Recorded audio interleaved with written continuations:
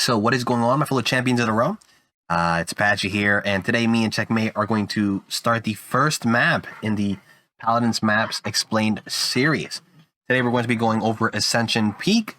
We're going to be talking about the characteristics of maps, callouts, and things like that, right? Anything to make your brain bigger.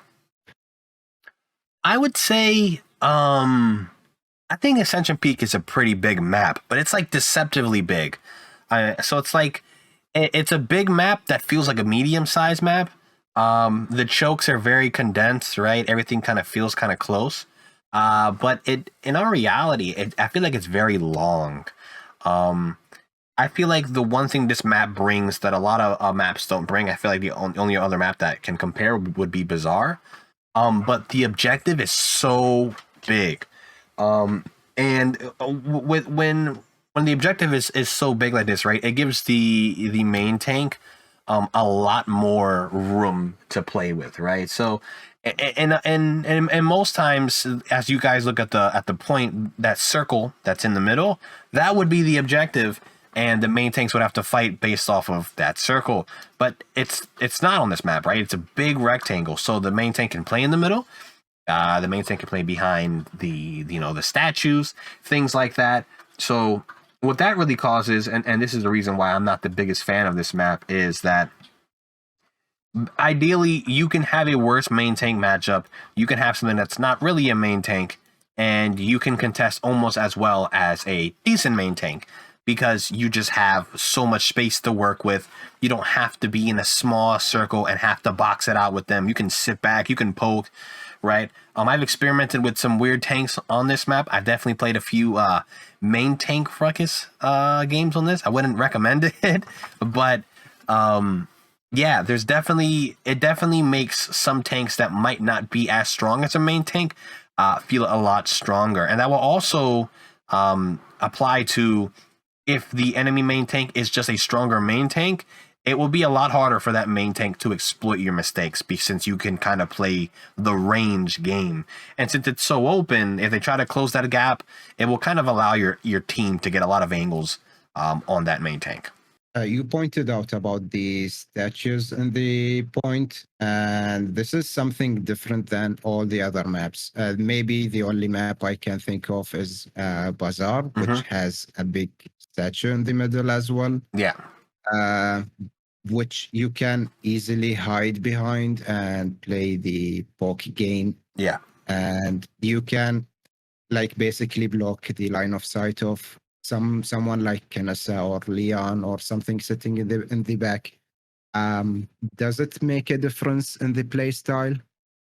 On maps like Bazaar and Ascension, obviously we're talking about Ascension right now, but having a big thing on the point to kind of block LOS, like you said, and give you that extra cover is huge.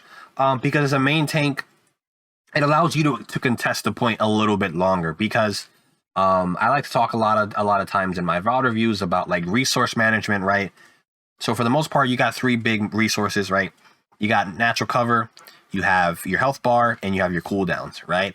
So the more you can use natural cover, the less health you'll lose, the less often you're going to have to use your cooldowns, because you have that space, right? That natural cover that will be basically an infinite health pool. If an enemy stares at that statue and shoots at it, they're not shooting through the statue. They're not getting to you, right? They need to get a different angle. So ideally what it does is it makes your job as a main tank a lot easier. And it makes contesting a lot easier and things like that, just because you have that natural cover in your hands, compared to somewhere like Stone Keep, where you don't, ideally, and everyone can kind of see you every time you touch the point. I know some maps, especially like Serpent Beach, for example, you need some vertical mobility. How about Ascension Peak?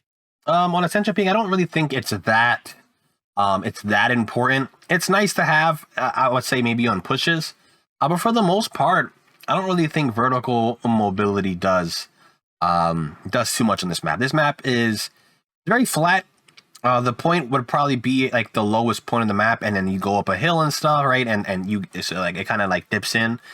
But for the most part, I don't really think having vertical mobility is going to give you too much of an advantage on this map. So ideally, when you roll out, I would say that you most likely probably want to roll out towards, I call it well side or market. So one side has a well, the other side has fountains, right? So either I'll call out either well or fountain, right? Or I'll say market or cliff. I mean, ideally, when you push through cliff, you're pushing through a small little choke, right? And the enemies can get a lot of angles on you, whether it's from point, whether it's from temple, whether it's from circle, and it kind of feels like you're just getting, I guess, barrage with damage from a little choke. Compared to if you go to the opposite side, you have a high ground to fight from, which doesn't give you too much LOS on point, but it's there, as well as it's just more of an open fight, like an open place to fight with cover and things like that. It feels a little bit more, a little safer, but. Yeah, so angles that I would typically say would be taking high on market side and playing more of the basically this rock here to market. So if I could draw a line, it would be probably like this. You would probably look to control this part of the map in a sense. So your statue, I mean, I don't know. I don't want to draw all the way to blue, but I would say right here ideally would be the part of the map you want to control, and then maybe. We'll do this right here. A little weird shape right here. So ideally, that's kind of like the area you want to control. Right here, in a sense. So mostly market. Do something like this. Yeah, this is better. So that's kind of like what you would look to control here. And then from there, you could look to take more space. But ideally, it's really rough kind of walking into the open, especially if they're playing all the way across, right? So, yeah.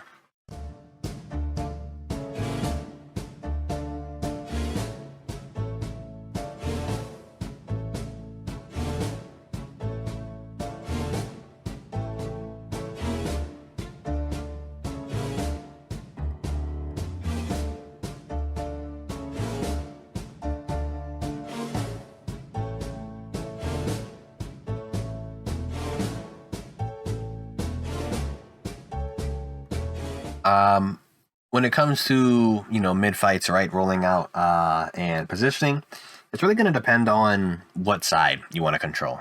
For the most part, I'd say 8 times out of 10, because sometimes wrapping is ideal, right? But most times people want to fight for market side. It's an easier fight. I feel like it's a lot easier to control the fight in a sense, because everything's kind of it's a more stable fight. So with that being said, typically you want to have like your main tank on point, and you would probably want to have like your off tank with the DPS, whether it's a flank or a DPS. And then usually I like to put like the support here. The reasoning for that is because obviously as a support you'll have an immediate escape if you really need it. You can rotate to your team here, as well as I guess I'll use the yellow lines to kind of express that, like you have LOS here and you have LOS on this, right? So as the support playing around the rock, you have a little bit of cover, you have ways to get out, as well as you have angles on your team. The other DPS will probably play around the main tank somewhere, whether it's here or maybe playing on this corner here to help out poke this. But yeah, ideally when you roll out for mid fights, you don't want to play 3 lanes. So this would be the ideal setup, and then I'll kind of show you how many lanes there are. So in my opinion, this is considered a lane. The mid is considered a lane, and then cliff would be another lane, right? So you have 1, 2, 3, right? Ideally, you want to play 2 lanes, right? And if you're going to play 2 lanes, you want to play 2 lanes that are next to each other.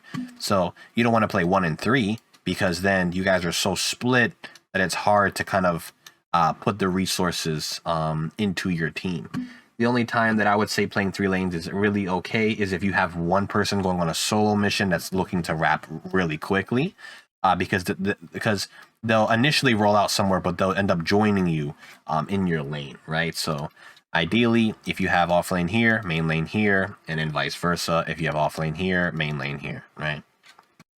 So taking cliffside, I think when you have really good poke, I think taking cliffside is more than ideal. I think market side's definitely more of a brawly side, whether when you have like, you know, close range tanks, like let's say you have and like a close range DPS.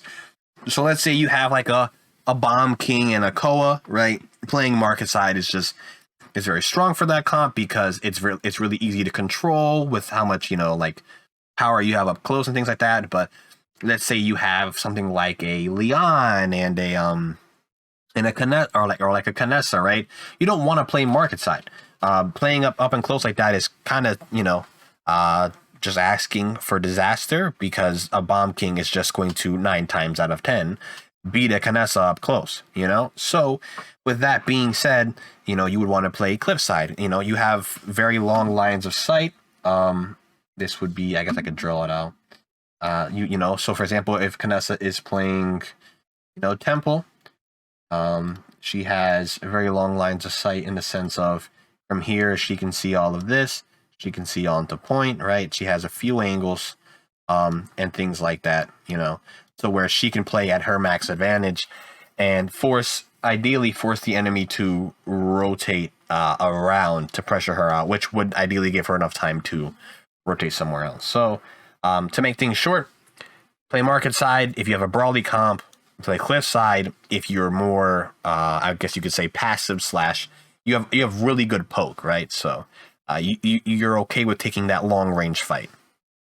We've talked about soft zoning and hard zoning in the previous video. Yeah. Yeah, so is there like something specific for this map we'd like to talk about? So when it comes to zoning on Ascension Peak, this like mindset can be applied to all maps. How do you cover all these ways? You know, you got 1, 2, 3, 4, 5 paths, right? But the cool thing is you have 5 players. So in all reality, you technically everybody can watch one thing and you'll be fine. But the way it usually works out is, and I'll use blue, but your support will be sitting on the point. So your support won't really be able to zone because they don't have the best lines of sight on a lane. So ideally, you know, support would probably would cap here, and then you would probably have your main tank watching bells, and then well, it would probably be bells, right? Probably be bells for a soft zone, and then probably off tank would be here. And then maybe you would have a DPS play like here. And then you would have like a flanker or like a fast DPS here. So what this does is, and I'll erase the yellow so we can have we can see a little bit better. If the off tanks here, they will be responsible for watching this lane as well as Temple. The DPS will be responsible for watching Circle and then backing up whichever tank they need to back up.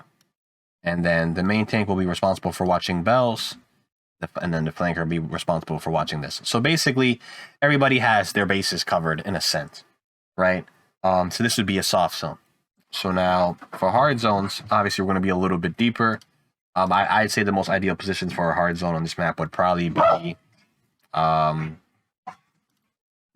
an off tank here with a DPS backing them up. Probably having the main tank sit circle, and then having a support will be on card, obviously, and then be having your flanker play around here, right? They can retreat through blue or bells wherever they need to, right? But they have this angle, and then at this point, the angles that you could watch would be main tank watches mid and here, off tank watches this. And this angle, and then the flank watches these two. When it comes down to attacking, I think a good thing to understand is power position, right? And what I'll do is I'll outline, I guess, the chokes. So right here would probably be the first choke, and then the second choke would be right here, right? So when it comes to the first choke, you got to the hardest part is going to be getting through this choke, especially since the enemy tank can contest from the stairs. I ideally a defense will look like, let's say a tank with a DPS up here, probably a tank support here, and then probably a fast DPS over here. So, as you can see, they're stacking most of their resources right here. They're playing for temple control. So as the attacking team, you're going to want to try and force them out. So your path will probably end up looking like this to try to get them out. And this would be from the people here, people in mid. We'll push this up, and then you'll probably have someone force an angle through here. And then what happens is the person here, their job is to try to get an off angle, poke out, force this person out, and then poke into the back line. These people kind of want to siege the objective here, or siege temple, and then the main tank kind of wants to put pressure on the point, and anytime they're not contesting, wants to slowly push it through. But ideally, the power position is going to be temple, and you would want to take that from the enemy team by forcing them out, getting eliminations, things like that. And then vice versa on defense, your objective would be to control high ground, right? Even if you get picks, even if you win the fight, you really don't want to leave. Pushing up is just giving up too much of an advantage, right? Because let's say you're Ruckus, right? Fighting from up here and being able to quite literally dive wherever you want into their backline is pretty huge compared to being down here. And now you're fighting a con straight up, and it's just not as good, right? Moving on to the next choke, the power position is going to be high ground. And this is going to be like other couple maps where, actually no, that's wrong.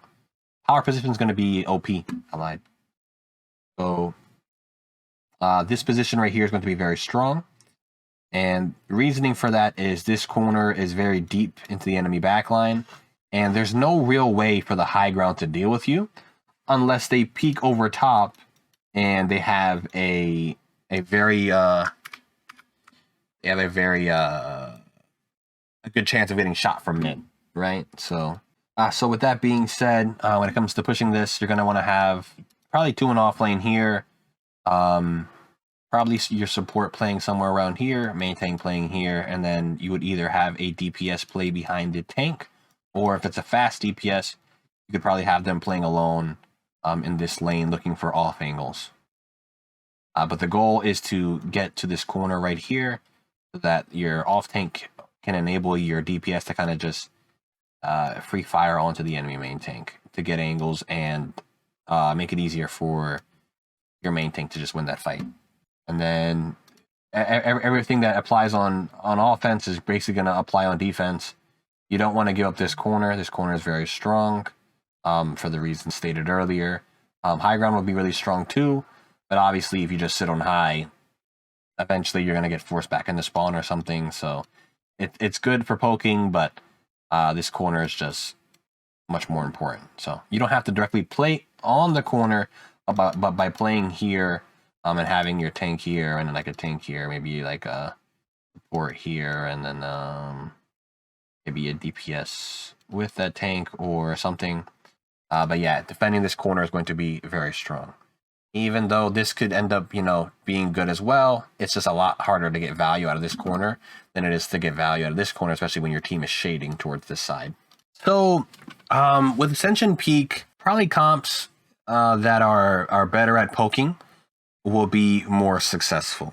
And the reason for that is that it's probably because it can force out a very predictable comp from the enemy team in a sense of if they want to dive, they want to get in, right? But comps that are really good at poking and stuff like that, I feel like tend to thrive a little more because it's a lot harder to kind of like initiate and push onto something than it is to sit back and get your job done just by poking. To like just hug the wall, you're doing it just for the extra height that you can get to jump, to like dash with. Yay. Yes. There we go. You should try it, man. It's cool. Yeah, I bet. It looks fun. That's a big gap.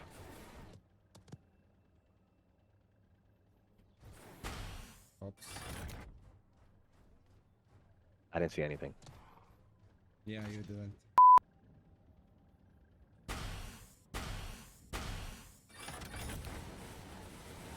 stuck.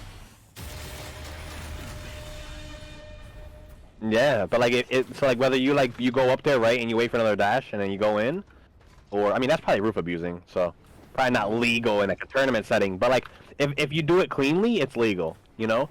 But if you sit up there, that's when it's like, oh, okay, what the, you know? Come on, man.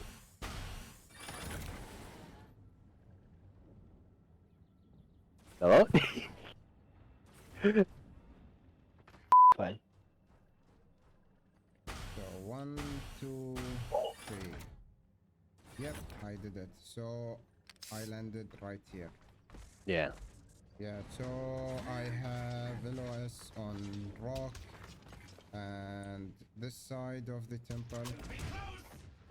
And I think that jump will be really good at like punishing someone who's like standing right here, or like let's say like you have somebody contesting, maybe contesting or zoning from like here, right? So like, and then they're like kind of like fighting people out the doorway. You can like, oh, I didn't mean to do that, but like you can go over top and you can land up behind them, and now either you ult and kill them right because your ult's up, or you could just you create a pinch. I mean, can you do it the other way around? I You would have to like hug here, jump, and you would jump dash dash and then. Yeah. Yeah.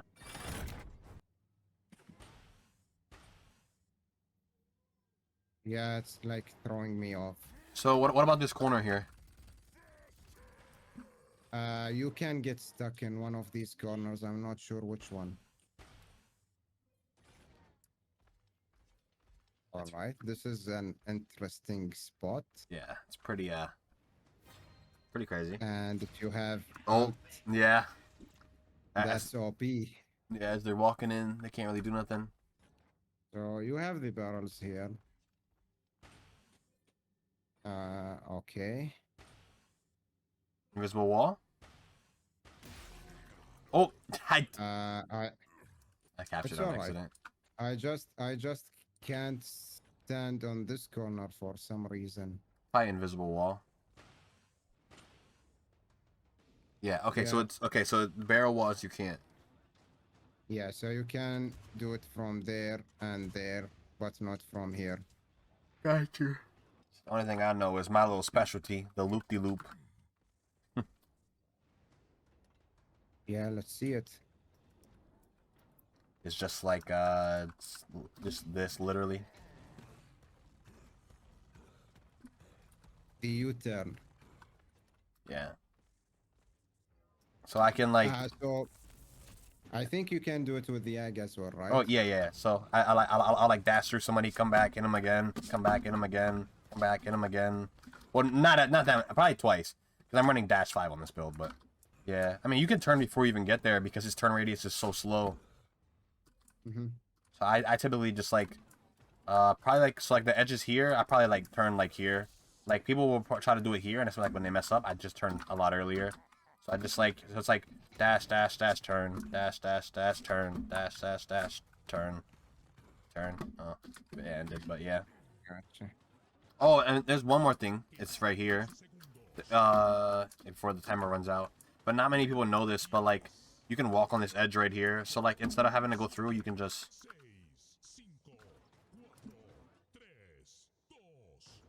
a lot easier from this side because you just look at the wall. Yeah. Yeah, that's a cool little thing you could do.